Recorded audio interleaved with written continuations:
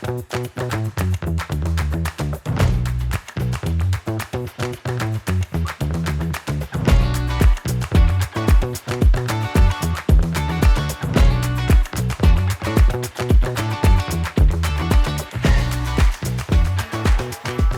have you here, Adrian, with us. It's a great pleasure always to speak with you, and thank you for joining this interview session.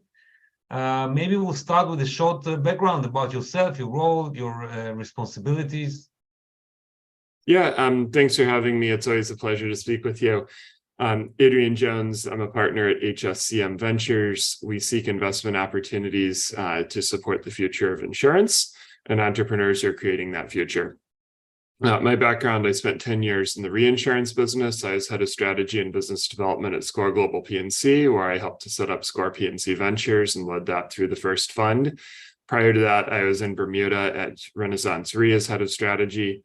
I started my career with 10 years at Bain & Company. Amazing. So with this huge background and knowledge about the industry, and you're one of the top industry guys that everybody knows, I'd like to start with the first question, which is in regards to the valuation of the Insurtech companies that we see in the market now. So my question is, how do you look at these valuations and this market sentiment that is following us for the last 2 years? And are we sobering? Is this temporary? What are we going to see in the next future? You know, I can't comment on valuation of any particular company, and I certainly can't make any investment recommendations. But what I can say is the sentiment has, I think, swung in a negative direction towards Insurtech after it was very, very positive, too positive a few years ago. And now people are just writing off the entire sector. And I think that's a mistake, because I think there are very good and interesting companies in the sector that are growing the way that insurance companies are supposed to grow, which is a steady compounding of value over time, as opposed to, let me create a rocket ship and go to the moon. And, of course, several of those, in fact, most of them have come back down to earth. That's the venture model, right? The venture model is let's go out and back a couple of rocket ships, and most of them will fail, but a couple will succeed, and they'll get sold to some tech company for $19 billion 8 months after they got created.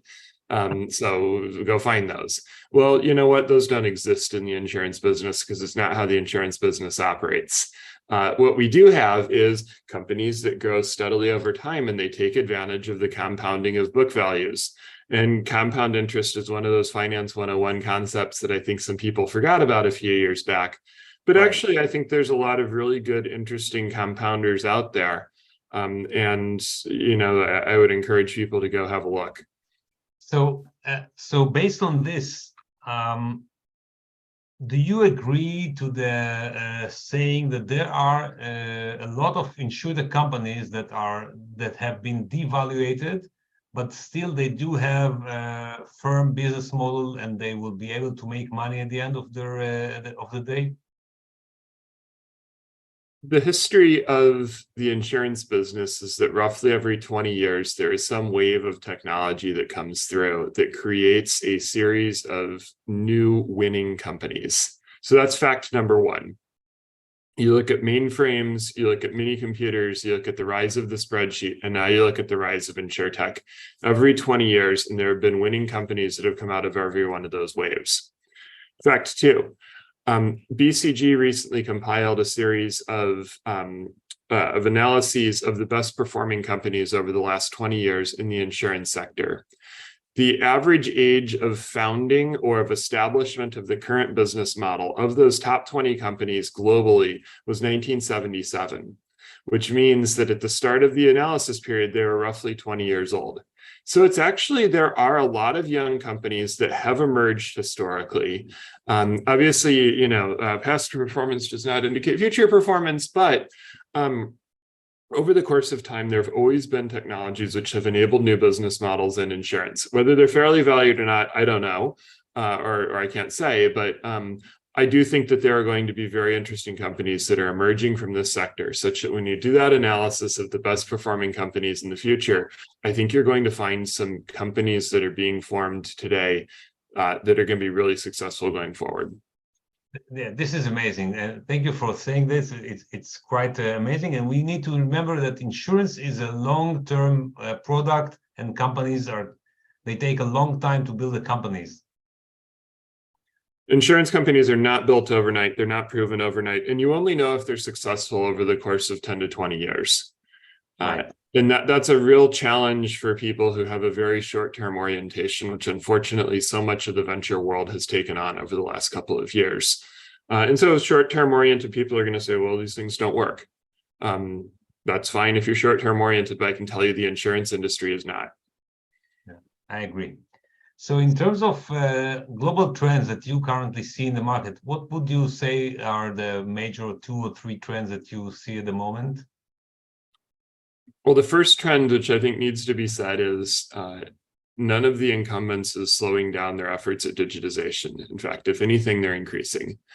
A number of incumbents have had a lot of losses over the last several years because of either underwriting results due to natural disasters, COVID, social inflation, you name it. Insurers have had challenges. They've also had challenges on the other side of the balance sheet because of bond marks.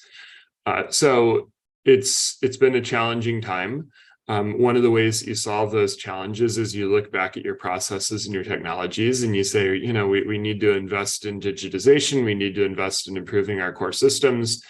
We need to invest in how we interact with our customers and our brokers and our distribution. And so companies are absolutely doing that on the incumbent side. Incumbents are also being quite active in the investment space still. We see the incumbent, corporate venture capital units, still putting a significant amount of money into the system, and they've become an important lifeline for a number of young companies. And I think this is great. And again, this is the long-term orientation. Insurance companies are not ones to sit around and say, well, the stock market was down today, and so therefore we're going to totally change what we do. So that's really great. I think that's a really important tailwind.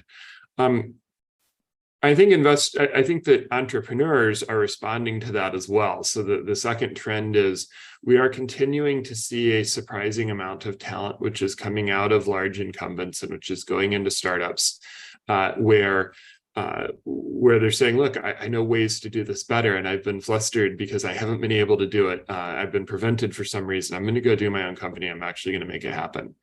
And then the third trend is we're actually seeing talent going the other way as well. There's 100,000 people that work for the startups that are on our list. You made a list of about 400 of them. They employ 100,000 people. This is a big source of talent for the industry because it's people in many cases who come from outside the industry who said, oh, wow, there's actually cool things that are happening in insurance. And they latched on to young startups. And, in some cases, the startups are not viable, but the people are good. Right. And a lot of those people are actually going towards the incumbent side because they're looking for that stability that perhaps they didn't have in their last role.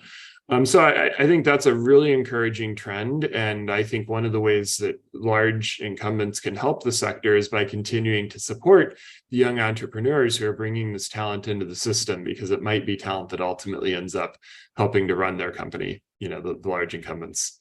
This is very interesting because this is something I've heard the same from Frank Ruckert from Hanover. He also discussed exactly about this point. In terms of long-tail products, do you see any changes in the next future in the major trends of these products based on what we see on AI, longevity, aging, and stuff like that? When you refer to long tail, you're referring to life products? Life and health, yes. Mostly life insurance.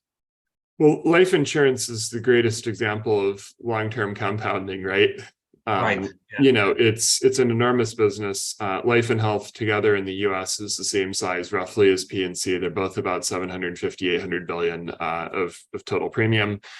So it's an enormous business. The big change in life and health, of course, has been the rise of a number of new companies which are taking different investment approaches to managing large books of in force, as well as to doing variable annuities and products like this. And that has had a significant impact on the incumbent life companies. As a result, they are increasingly looking at things like employee voluntary benefits programs. How do we build out a full shelf of products that we can sell through employers with a nice marketplace design to it? So we're certainly seeing that. I think on the core life products around, longevity-oriented products, we've obviously seen an enormous amount of innovation in the annuity space. In the core life product, we've seen a lot of innovation around the term life products and particularly around the distribution of those products. There's been enormous advances in accelerated underwriting in terms of the number of carriers using it, the types of products which they're willing to offer through accelerated underwriting, and the face amounts of those products. So I think that is very interesting as well. And we've seen some interesting products around the merger or intersection of finance and life insurance as well.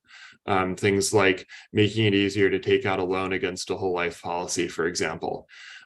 Which is a peculiar item here in the States, but, endowment style products where you can borrow against the cash value. So, I think we're seeing a lot of innovation there, but life is a longer sort of product and it takes longer to see, but no shortage there.